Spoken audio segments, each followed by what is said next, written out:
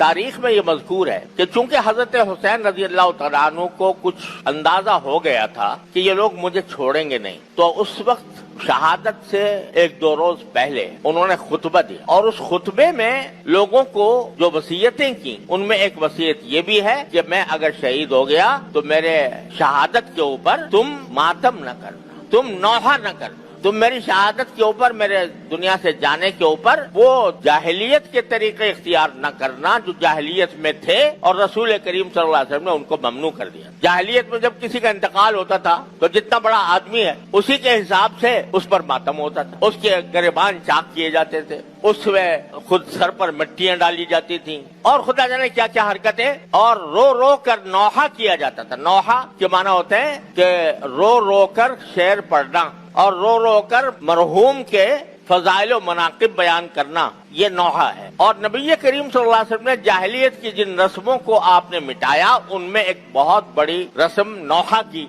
आपने मिटाई कि नौहा करना ना जाए। तो ये खुद हजरत हुसैन रजी अल्लाह तआला अन्हु खुतबे में ये फरमा रहे, जाहिर है कि नवासे थे रसूल करीम सल्लल्लाहु अलैहि वसल्लम के, आपके जिगर गोशे थे, आपकी तालीमात से कैसे जर्रा बराबर वो इनहराफ फरमा सकते थे। तो उन्होंने ये खुतबे के अंदर खुद ये वसीयतें फरमाई। अफसोस है कि उनकी सारी वसीयतों को बस पुश डालकर ऐसी रस्में ईजाद कर ली गयी कि जिसके नतीजे में खुद न सिर्फ रसूल करीम सल्लल्लाहु अलैहि वसल्लम के इरशादात की नफी होती है, खुद हजरत हुसैन रजी अल्लाह तआला अन्हु की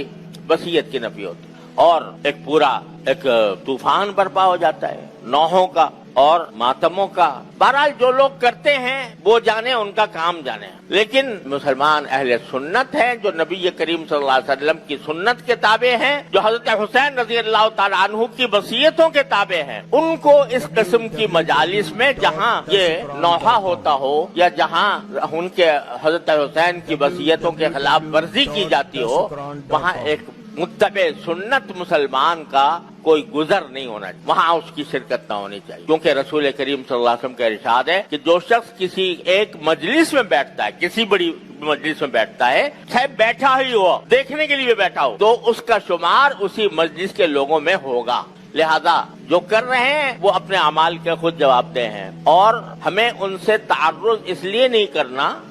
कि हमें इसका हुक्म नहीं दिया गया। ये बात लोग समझते हैं कि ये जो रसूल करीम सल्लल्लाहु अलैहि वसल्लम ने फरमाया कि अगर कोई मुनकर देखो तो पहले उसको अपने हाथ से रोकने की कोशिश करो, अगर हाथ से रोकने की इस्ताअत ना हो तो जबान से रोको, जबान से इस्ताअत ना हो तो दिल से उसको बुरा समझो। तो इसकी तफसीर असल में यह है कि जो साहिब इख्तिदार है, जिसको इख्तिदार हासिल है किसी हिस्से पर, उसका ये फर्ज है कि अगर वो अपने ज़ेरे इख्तिदार इलाके में कोई मुनकर देखता है तो उसको हाथ से रोके, कुव्वत से रोके। मसलन हमारा थोड़ा बहुत इख्तिदार इस मस्जिद पर है, इस मदरसे पर है, यहाँ अगर हम कोई मुनकर होता हुआ देखें तो हमारा फर्ज है कि उसको कुव्वत से रोके, हाथ से रोके। लेकिन जो साहिब इख्तिदार नहीं, वो उसके लिए हुक्म क्या है कि जबान से अगर जरूरत हो जबान से रोको, अगर जबान की भी कुदरत नहीं है तो फिर दिल से उसको बुरा समझो। लिहाजा जो लोग ये रस्में बजा ला रहे हैं, नौहे की, मातम की, जुलूसों की, ताजियों की, जो कर रहे हैं उसके वो अमाल के खुद जिम्मेदार हैं। हम इस बात के मुकल्लफ नहीं है कि हाथ से जाकर उनको रोकें या उनसे लड़ें या उनसे कोई जंग मोल लें या उनके ऊपर हमले करें या उनके साथ कोई इश्तिआल अंगेज कार्रवाई करें। हमारा काम यह है कि उसको बुरा समझें, गलत समझें, लेकिन पुरअमन रहें। तो